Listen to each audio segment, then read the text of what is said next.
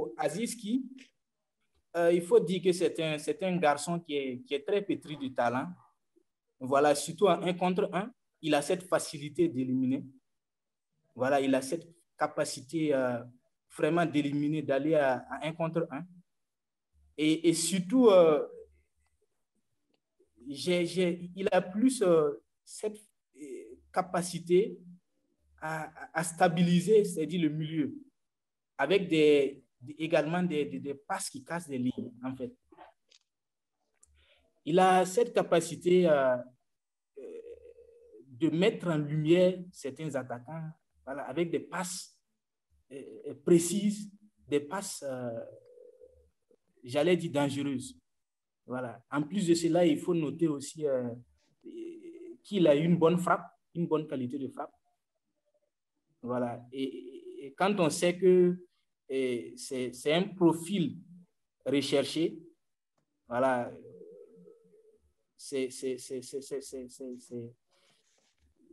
j'allais dire, sa saison a été vraiment, il a mérité vraiment ce titre. Il a mérité parce qu'il a porté cette équipe de l'ASEC d'Abidjan au cours de cette saison. Voilà, il a porté vraiment cette équipe. Et ce que j'aimerais louer vraiment chez ce joueur, c'est le fait, c'est le courage qu'il a eu. D'abord, après son voyage en Espagne, voilà, après être passé par l'Espagne et du côté du championnat chypriote, voilà, il a le courage de rentrer, de revenir aux sources, de repartir du côté de la FAD et se remettre en question. Et voilà, une année plus tard, il est à la SEC. Et voilà, on ne vient pas à la SEC pour faire de la figuration. Voilà, on vient pour montrer de quoi on est capable. Et c'est exactement ce qu'il a fait. Okay, ça marche. Bon, moi, personnellement, Stéphane Aziski, en fait, c'était un joueur extraordinaire. Parce que quand tu vois ce geste qu'il a réalisé contre le Stella Club d'Abidjan, j'ai même le but devant moi et à chaque fois, j'essaie de les regarder sur une longue passe de Banu Diawara, je crois. Banu Diawara qui a lancé le ballon et en première intention, Stéphane Aziski, et le pied droit, il prend à contre-pied parfait le gardien qui a arrêté stopper net. Il ne peut rien faire. Waouh! Ce joueur, il est indescriptible à mon avis. Et quand tu le vois sur le terrain, il est partout. Offensif, la preuve, 5 passes décisives. Et aussi à la finition. Il a marqué 6 buts. Donc, cela témoigne de l'impact qu'il avait même dans cet effectif de l'ASEC Mimosa. Et à mon avis, Stéphane, il mérite quand même d'être appelé, il mérite d'être appelé, s'il peut toujours venir en sélection, à mon avis, il mérite d'être appelé vu la saison monstrueuse qu'il a faite. À vrai dire, si les Ivoiriens avaient la possibilité de le naturaliser, ivoirien et le mettre dans l'effectif national des éléphants, ils allaient le faire. C'est un produit tout fin prêt que moi je me dis, on doit aller le cueillir, faut pas laisser qu'il soit tard. Parce que moi je me dis que c'est le moment idéal, on doit aller le cueillir et l'amener pour les prochaines sorties des étalons. Il est monstrueux à mon avis et comme je le dis, il est indescriptible. Et vu le geste dont je parlais, quand il a marqué le but, le commentateur même qui commentait le match, lui-même, il est resté bouche bée. En fait, les mots même le manquaient pour le décrire. Et je précise que ce but en question, il a été voté comme étant le meilleur but de la saison à l'ASEC Mimosa. Ouais, voilà, c'était le meilleur but à l'ASEC Mimosa. Donc, voilà ce que je pouvais dire sur Aziski, Stéphane Aziski. Bon, je pense que c'était une question qui devait venir concernant la sélection de Aziz.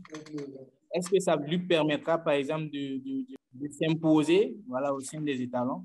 Mais bon, pour sa sélection, je pense que c'est un joueur essentiel que nous devons avoir au sein du dispositif des étalons. Voilà, je suis tout à fait d'accord. C'est un joueur Parce que ici, notre problème au sein de l'équipe nationale, c'est plus au niveau du numéro 10. C'est-à-dire ce numéro 10 qui est capable en question de démarrer, c'est d'être le détonateur de ce milieu, d'être au début des actions, de donner la dernière passe. Et quand on voit ici Stéphane Aziski, quand on suit ces matchs, je suis ces matchs à la télé, Ouais, à la Stéphane, quand télé. il donne une passe en profondeur, en fait, il a cette capacité de bien l'ouvrir. En fait les passes sont bien millimétrées et elles sont entre les lignes. Entre les lignes, de telle sorte que c'est difficile pour une défense de pouvoir lire réellement où est-ce qu'il va envoyer le ballon. Et ça, c'est déjà un avantage. C'est déjà un avantage pour lui, voilà, au sein de cette équipe nationale. Voilà. En plus, tantôt, j'avais parlé de sa qualité de frappe. Ouais. De sa qualité. Et ce qui a fait retenir plus l'attention de l'ASEC, de le recruter, il a marqué un super but sur coup franc. Hein. L'an passé, c'était c'était un duel entre la FAD et l'ASEC Mimosa. Et déjà, c'est là qu'il a retenu le plus l'attention des dirigeants de l'ASEC, voilà, de le recruter. Et une année plus tard, voilà, il récidivise. Il arrive à convaincre, il arrive par son jeu, par sa technique, à s'imposer, voilà, au sein de cet effectif. Pour moi, ce n'est pas rien. Pour moi, déjà, ce n'est pas rien. C'est ce numéro 10, c'est ce type de Justement. numéro 10 dont nous avons besoin au sein de cette équipe nationale. Voilà. Parce qu'avec un joueur comme Franck Lassina Traoré, ils n'attendent que ça. Voilà, Ouais. ils n'attendent que ça. Les ailiers, pour que les ailiers puissent se mettre Justement. Justement, avec Franck à la pointe, parce que Franck, c'est un finisseur. Voilà, c'est un finisseur, c'est le prototype de Assami Sassamba. Bon, j'allais pas dire d'Assami Sansanda, Non, c'est un exemple. C'est un exemple. C'est juste pour une petite comparaison. Je vais dire que Franck c'est un finisseur, quoi. C'est un finisseur. Et lui, finisseur, il a mais besoin. il est Et aussi comme c'est un partout finisseur, sur il le a terrain. besoin. Et c'est Oui. aussi, mais sa forme ne le permet pas d'être partout sur le terrain. Il peut pas. Il sera vite fatigué. Il fera 70 minutes, 60 minutes, 80 minutes. Pourtant, avec l'Ajax, il a démontré.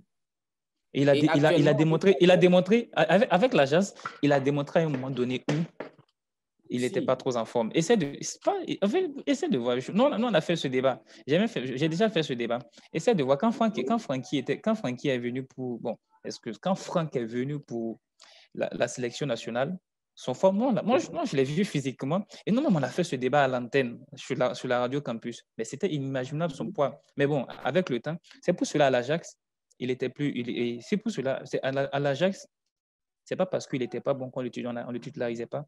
À l'Ajax, il était bon, mais sauf que son poids, voilà, il ne pouvait plus faire 90 minutes. Et à un moment donné, il fallait travailler pour perdre un peu de la graisse, et ainsi de suite. Du coup, tu regardes par exemple pendant les matchs. Actuellement, c'est difficile pour Franck de faire. Actuellement, il fait pas 90 minutes et plus.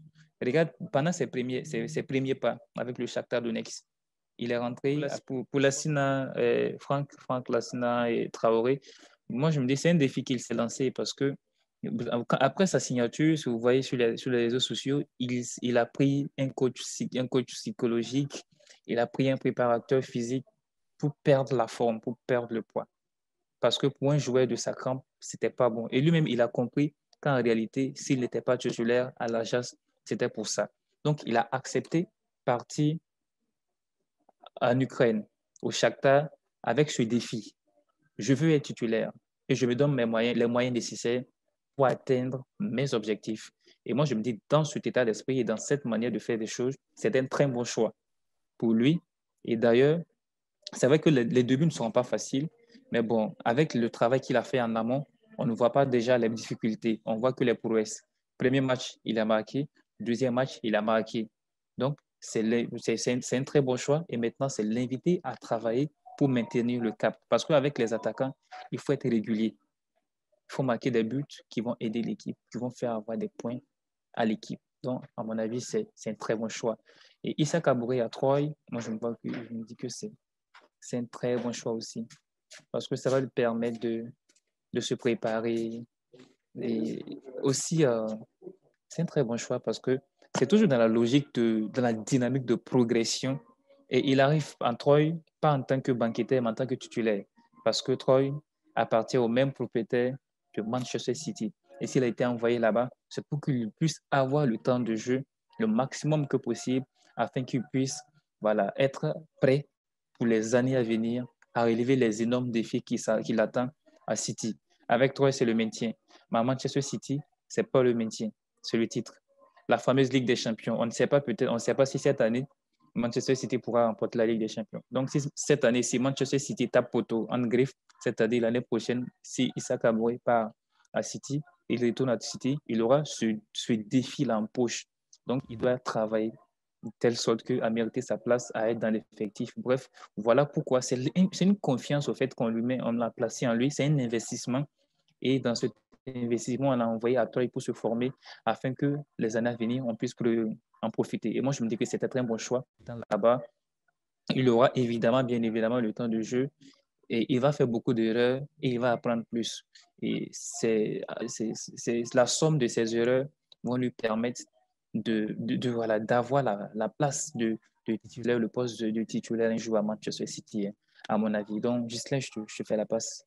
Bon, Oui. pour la question avec le transfert de Franck Lassina Traoré, Oui. Il faut dire que c'est un choix qui a été bien pensé Oui.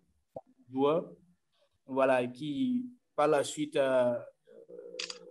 voilà, des événements au niveau de l'Ajax, voilà, a décidé de rallier le Shakhtar, qui est d'ailleurs un club ambitieux, voilà, un club qui joue régulièrement la Ligue des Champions. La Ligue des Champions et qui font mieux que de la figuration. Voilà, il faut l'ajouter. Et en plus de cela, je pense également que le discours du coach également, De Zerbi, voilà, au sein qui était l'ex-coach de Sassuolo en Italie, voilà, qui a d'ailleurs cette année de bons recrutements, qui profite aussi avec l'administration du club de bons recrutements de joueurs. Ils ont fait quand même, se sont quand même bien renforcés cette saison. Et je pense que c'était quand même un bon choix de la part de Lassina Traoré. Voilà, pour un jeune quand même, ce qui est le plus important, c'est de pouvoir gagner du temps de jeu et d'être surtout visible. Voilà, d'être visible quand même, d'avoir de la visibilité au niveau de la Ligue des Champions. Je pense que c'est tout bénéf pour lui. Voilà, pour revenir aussi à Franck, j'allais dire Issa Kabouré, voilà, qui est à Troyes. Je pense avec Issa Kabouré, voilà, c'était un très bon choix, voilà, de rallier la Ligue française. Voilà, déjà quand on connaît la différence de niveau, voilà, c'est quand même un championnat du top 5. Oui. Voilà, et l'intensité encore plus, voilà, il y a encore plus d'intensité qu'en Belgique. Et il part quand même avec un statut de favori à ce poste, voilà, du côté de Troyes. Ouais. C'est déjà quelque chose de bien pour lui parce que, bon, en même temps, il aura l'occasion déjà d'entrer et jouer il jouera face à City. Ouais. Voilà, et tout ça, c'est des occasions pour lui, voilà, de se révéler. montrer de quoi il est capable, voilà, de se préparer pour la saison, pourquoi pas la saison prochaine, voilà, Ouais, de grandir, voilà, de voilà, grandir, justement. De gravir des échelons, et ainsi de suite. de gravir des échelons et de pouvoir s'imposer, pourquoi pas Oui, l'année prochaine, dans cette équipe de Manchester City. de Manchester City, oui. Donc, l'un dans l'autre, pour ces deux transferts, je vois que c'était tout à fait logique, c'était bien pensé. Bon, j'allais dire que pour Aristide Bansé, c'était vraiment une surprise. Voilà, il a surpris plus d'un en réchaussant les crampons. Voilà, mais bon, l'un dans l'autre, c'était pour la bonne cause. Bah ouais, donc, je suis dans la même dynamique que toi et à mon avis, ce sont les défis que ces derniers se sont lancés. C'est pour une manière d'une autre de Aristide Bansé ou Jonathan Pietropa. Aristide Bansé, l'objectif, c'est clair. À mon avis, c'est une bonne chose.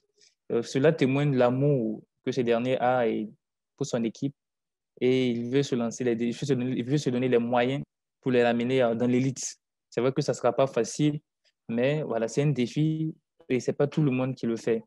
Jonathan, bon, et puis ici, j'ai oublié, Bansé aussi, il va grandir aussi en expérience, hein, parce qu'il y a l'après-carrière qu'il faut préparer. À mon avis, oui, c'est possible. Comme les matchs ne se jouent pas à les mêmes périodes, à mon avis, comme les matchs ne se jouent pas à les mêmes périodes, il y a la trêve. C'est pendant la trêve que les équipes nationales jouent.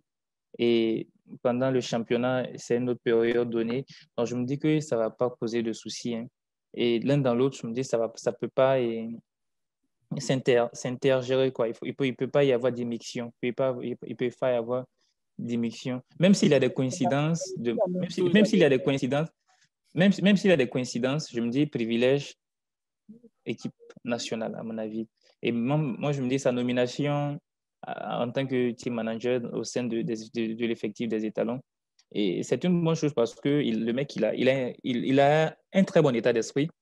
Voilà, il a toujours cette rage de vaincre, l'envie et qu'il démontre à chaque match sur les terrains ou en dehors des terrains. Quand je parle en dehors des terrains actuellement, il est en Côte d'Ivoire et il n'est pas obligé de le faire, mais par exemple, il est allé soutenir l'équipe féminine de l'USFA qui joue actuellement les barrages, si je peux le dire ainsi, les phases de groupe pour la qualification de la Ligue des champions féminine africaine.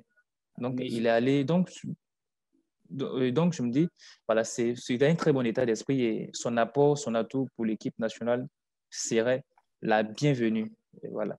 Et bon, pour parler de Jonathan Pietropa, je me dis, lui, c'est surtout sa reconversion. C'est vrai qu'il est à la tête de Shamar Empire, mais au-delà de la musique, au-delà de Shamar Empire, il vise d'autres choses aussi, d'autres cieux.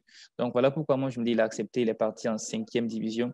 Il veut apporter son expérience personnelle et aussi, en plus de ça, grandir en termes de relations et apprendre encore d'autres champs et en matière du sport pour voir et qu'est-ce qu'il peut faire aussi en plus de Shamar Empire, en plus des autres projets voilà, qu'il ambitionne de faire.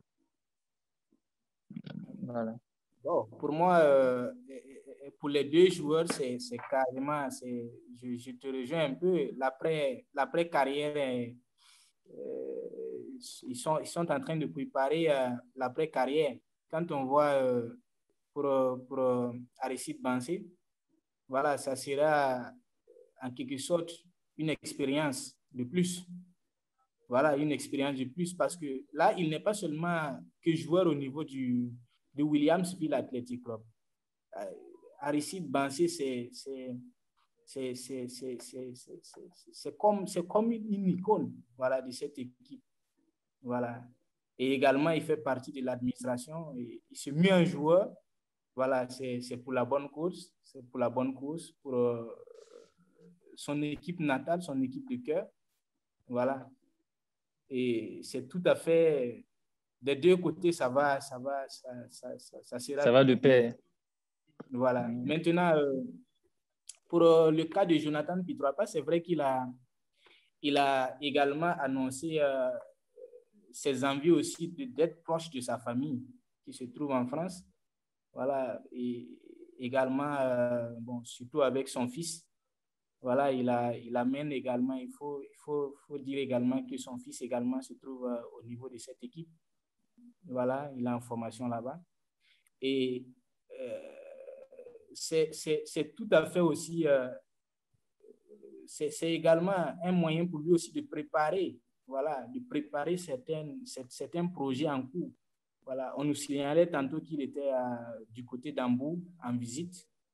Voilà, je pense qu'il est en train de tâter un peu le terrain. Oui, voilà, justement. Et ce ne serait pas étonnant qu'il ramène d'autres projets en plus de ce qu'on connaît déjà. Bon, moi, je dis, Hervé, il avait le niveau pour jouer à Lille. Hein. Il avait le niveau pour jouer à Lille. Mais vous savez, les clubs ont leur réalité aussi. Chaque club a ses différentes réalités. Peut-être il y a des trucs qu'eux, ils voient, mais nous, on ne voit pas. Pourquoi je dis ça? Parce qu'eux, ils sont plus avec le joueur et ils ont suivi sa formation et ils savent où ils peuvent le placer. Ils connaissent ses capacités, ses compétences. Bon, donc, moi, je me dis, à mon avis, en tout cas, il avait vu les exploits le progrès qu'il a fait ces dernières années avec le départ de Mike Maignan à l'AC Milan. Au moins, il méritait il méritait au moins qu'on lui offre sa chance. Mais la chance, il devait travailler. Il devait travailler à le mériter. Son poste, il devait travailler à le mériter, à mon avis. Mais moi, je me dis c'est de peur, c'est à cause de la concurrence. Moi, je me dis c'est à cause de la concurrence que Hervé est parti. C'est à cause de la concurrence que Hervé est parti. C'est vrai que Lille allait lui donner sa chance. Moi, je suis sûr que Lille même allait lui donner sa chance. Mais il devait travailler à prouver qu'il était bon. Parce que Lille, actuellement, c'est plus le maintien. Par exemple, ils ont remporté le titre et c'est la Ligue des Champions. Et c'est une année très, très capitale. Ils ne veulent pas faire de la figuration comme les dernières années. C'est vrai que Christophe Galtier est parti, mais avec le nouvel entraîneur qui va venir, je me dis, les objectifs vont rester les mêmes. Et en tant que champion, il faut défendre son titre. Même si on ne va pas quand même le remporter, au moins figurer dans le top 5. Ça, c'est louable. Donc, je me dis que Lille aurait voulu laisser la place à Hervé Kofi, mais comme lui, il veut être titulaire indiscutable, je me dis c'est pour cela qu'il est parti à Charleroi, à mon avis. À mon avis, c'est le joueur même. À mon avis, Lille voulait le conserver, mais à condition, il doit travailler pour mériter sa place. Mais bon, comme Hervé voulait une garantie d'être titulaire, bon, il a accepté le défi de continuer définitivement en Belgique au Sporting Charleroi. Pas toujours fait-il qu'à mon avis, c'est un bon choix aussi. Hein. C'est un bon choix parce que la Belgique, c'est pas du n'importe quoi. Il ne faut pas négliger ce championnat parce que la Belgique a fait beaucoup de joueurs qui aujourd'hui évoluent en Europe. Et donc, à mon avis, c'est quand même un bon choix. Et ça lui de travailler pour revenir après dans les autres championnats, bon, tels que la Ligue 1 ou l'Angleterre s'il veut, ou voilà, la Liga, etc., ou la Bundesliga, pourquoi pas. Bon, pour Kofi, j'aimerais réagir aussi à ce niveau. Au niveau de son transfert, il faut aussi ajouter que chez Kofi, je ne pense pas que les objectifs soient les mêmes. Voilà, si bien au niveau de Lille et également, si réellement Lille voulait donner sa chance à Kofi, je pense qu'il se serait porté volontiers de le faire, de rester. Mais quand on voit la situation d'Hervé Kofi, on voit la CAN qui arrive. Il y a la CAN qui arrive et Lille qui joue le haut du tableau. Est-ce que vous voyez un peu? Il y a Lille qui joue. Oui, je vois. Il y a également la CAN qui est là. Il y a aussi les éliminatoires qui sont là. Oui. Maintenant, est-ce que pourtant nous avons besoin, pour un club professionnel, on joue le haut du tableau, on joue les titres, on joue la Ligue des Champions. Oui. Est-ce que nous allons, pour un gardien qui n'a pas l'expérience de la Ligue des Champions, est-ce que réellement il peut être notre priorité en question? C'est aussi justement, ça. Justement, donc, voilà, du coup, il doit se battre. Du coup, il doit se battre pour mériter sa place. Du coup, il doit se battre. C'est ce que je dis, il doit se battre pour mériter sa place. Oui. Donc, mais en tant que les deux objectifs, lui, il veut jouer. Il a fait une formidable saison du côté de Mouscron. Voilà. Oui, est-ce que l'Excel Mouscron? Voilà. Et oui. Il souhaiterait quand même confirmer. Voilà. Et la seule manière pour lui d'être sûr d'avoir du temps de jeu, c'est d'être prêté. Pourtant aussi, Kofi, quand on voit Kofi, c'est plusieurs prêts. Et quand on voit, pour un joueur professionnel digne du nom, c'est normal qu'il veut s'installer dans la durée avec un club. Justement, oui. S'installer dans la durée.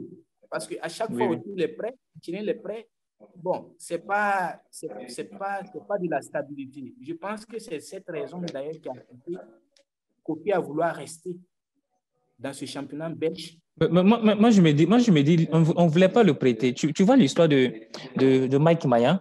Et Mike Maignan, avant que Mike Maignan soit titulaire, et je sais pas, Victor Enyama. Je crois que Victor Enyama. Okay. Vincent plutôt, merci. Vincent Enyama, le gardien de Super Eagles. Nigeria. C'est lui qui du Nigeria. C'est lui qui était dans les buts. Et ensuite, tu sais, c'était pareil. Hein? Et l'autre, là, était là. Mais Mike Maignan était là. Mais il n'était pas titulaire. C'est pas, en fait, même à un moment donné, jusqu'à ce que Vincent et Enyama partent, c'était comme cela. En fait, Enyama a été écarté. Il a été écarté par Lille. Justement, mais il a été écarté. Pourquoi il a été écarté? C'est parce que avec le temps, et Mike Maignan s'est battu et il a prouvé qu'il était, il a prouvé qu'il était bon. C'était à l'arrivée de Marcelo Bielsa. Okay. Il était bon. Oui. Il avait clairement signifié qu'il ne comptait pas sur Vincent Enyama. Marcelo Bielsa, il avait clairement signifié qu'il ne comptait pas sur Vincent Enyama. Donc, et c'était à la même période que Hervé Kofi est arrivé à Lille, avec bien sûr, je me souviens, avec bien sûr Mike Maignan. Et comme ne faisant pas partie des plans de l'entraîneur, et Vincent Enyama, il est venu quasiment en retard. Il a même donné sa chance à Hervé. Voilà, il a un temps déposé à Mike Maignan. Et a donné sa chance à Hervé. Hervé n'avait pas pu, pour sa première saison, c'était difficile. Voilà. Oui, je vois, il a encaissé des buts. Il a encaissé même 4 à un match suivant, je vois. Difficile. Voilà. Mais Mike Maignan, c'est pas assis pour être titulaire. Il a dû se battre. Mike Maignan aussi a été pour... Il a dû se battre. Mais c'est ce qu'il doit prouver. Et c'est ce qu'on veut. 24 ans. OK? Kofi doit prouver. Kofi a 24 ans. Ça, c'est vrai. Il doit prouver, mais il a 24 ans. Bon, peut-être sur cet aspect. Il aspire à un autre niveau. C'est plus ce type de joueur, ayant confirmé peut-être sur le continent, qui va partir chercher une place en Ligue 1. Pourtant, il y a des formations en Ligue 1 déjà qui le veulent. Oui. Sur cet aspect, bon, peut-être. Si on met. Ouais. OK. Si on met l'âge dedans, sur ce plan, je suis d'accord parce qu'à un moment donné, mieux vaut, parce que moi-même, c'est ma logique, mieux vaut aller en D2 et puis bon, avoir du temps de jeu et maintenir son talent que passer une éternité en D1, avoir un salaire et perdre son talent et être misérable. Sur cet aspect, là, je suis d'accord. Parce que Lille ne voulait pas également donner la garantie, tout simplement parce que... Justement, c'est ça. Il devait se battre comme joueur pour mériter sa place. Il joue le haut du tableau, tout. Oui. Bon, ça revient un peu à... les deux n'avaient pas les mêmes objectifs. Et quand c'est voilà, justement, bon, en termes de contrat, quand les objectifs parfois sont divergents, bon, mieux vaut se séparer. Je vais venir sur Steve Yago parce que lui, j'ai assez à dire sur lui. Steve, à mon avis, il pouvait mieux faire. Et le championnat chypriote n'est pas à son niveau, n'est pas à son image. Il pouvait mieux faire parce qu'aujourd'hui, il s'est trop amusé. Il s'est trop amusé, à mon avis. Hein. Il s'est trop amusé.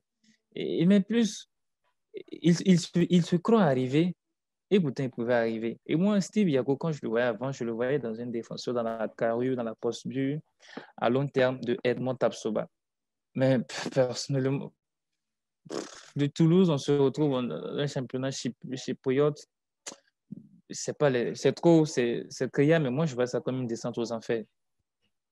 Moi, je vois ça comme une descente aux enfers. Moi, j'aurais aimé le voir même toujours au TFC, au Stade Malherbe. Il était au TFC. Il était au TFC Toulouse, hein, je veux dire, avec Pascal Dupraz. Au TFC, là-bas, il pouvait même... Le TFC, il a eu la chance, il a eu le maximum de chances que possible au TFC pour pouvoir aller loin. Mais bon, il n'a pas su les saisir. Il est descendu au Stade Malherbe quand là-bas aussi, il aurait pu se lancer pour devenir un champion en Ligue 1 ou dans un championnat européen supérieur. Mais là-bas encore, il n'a pas assez travaillé. Et voilà, la descente aux enfers, Limassol. C'est vrai, Limassol, à une certaine année, il jouait la Ligue Europa et ils essayaient aussi les barrages de la Ligue des Champions, certes. Mais moi, à mon avis, c'est une descente aux enfers. Bon, c'est bien. Le joueur dira que c'est bien pour lui parce qu'il aura du temps de jeu et peut-être l'aspect économique aussi sera bon. Mais moi, en termes de challenge, ce championnat, personnellement, je ne suis pas content du fait qu'il aille où il soit là-bas. Bon, pour réagir au niveau de la situation de Steve Yago, Steve, en question, je pense que c'est un joueur aussi qui, pour ajouter à ce que tu as évoqué, c'est un joueur aussi qui souffre un peu de sa polyvalence, à mon avis. Quand je dis qu'il souffre, c'est bien d'être polyvalent, c'est un avantage d'être polyvalent. Mais jusqu'à aujourd'hui, je ne saurais exactement dire à quel poste Steve se stabilise en question. Tantôt il est sur le couloir, tantôt il est au niveau de l'axe. Mais au final, je me demande s'il il a vraiment un projet en question, un projet digne du nom, hein, un projet de jeu. Parce que euh, au sein des étalons, tantôt il peut jouer latéral droit, tantôt en tant que défenseur central. Mais bon, ce n'est pas de la stabilité. D'abord, il n'est pas stable à ce niveau. Voilà. Ensuite, bon, euh, pour la question quand même du choix, surtout que Aris Limassol, c'est un club promu en première division. Bon, je ne suis pas, bon, on ne connaît pas la quintessence du projet en question, mais là-dessus, bon, j'avoue que j'ai été agréable, bon, pas agréablement, j'ai été surpris d'apprendre cela. Et bon, je ne sais pas, je ne connais pas, peut-être que c'est une raison économique, voilà. Sinon, je n'ai pas du tout compris ce transfert. Voilà. Maintenant, pour cette question. Mohamed Konaté. Mohamed Konaté. Oui. Voilà, Konaté, lui, il a le coffre. Konaté, il a le coffre, il a la taille, il a tout pour être un très bon attaquant. Voilà, Konaté, il a tout pour être un très bon attaquant. Seulement, ce que je déplore, peut-être chez lui, c'est le caractère en question. Il a tout, mais dans ce domaine-là, c'est ce que je déplore en fait. Voilà. Il va pas trop, même avec ses matchs avec les étalons, on sent pas trop. Il a de la qualité, c'est vrai, mais on ne sent pas trop. Il n'imprime pas sa présence. Voilà. C'est un peu ça. À mon avis, c'est un problème de caractère, tout simplement. Mais avec, disons, son transfert, j'imagine il a commencé à il a marqué, voilà, on espère pour lui que les buts vont s'enfiler davantage et qu'il sera beaucoup plus régulier, voilà, que la saison dernière. Parce qu'il lui manque cela, il lui manque juste de la régularité et surtout beaucoup de caractère, voilà, sur le terrain. Voilà, c'est ce que j'ai pu retenir du joueur.